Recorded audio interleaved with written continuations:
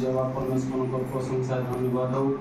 आज हम समस्त को प्रभु अनुग्रह दया करी अनेक परिवार को भाई को गृह मध्य उपस्थित करे जीवित प्राणी आकार तेणुक प्रभुंर प्रशंसा धन्यवाद हो।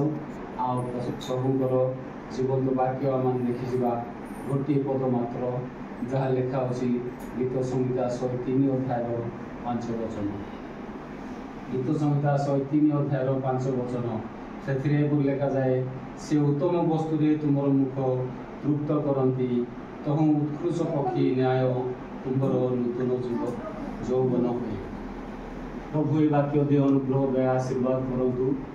आउ प्रभु से मंगलमय तांकोरी दया अनंत काल स्थायी से करुणामय से क्षमामय आउ सी होती सर्वसृष्टिकर्ता जीवंत सदा प्रभु आउ से मनुष्य मानकर पतन देखिले पापर बुड़ी जावाटा देखिले आउ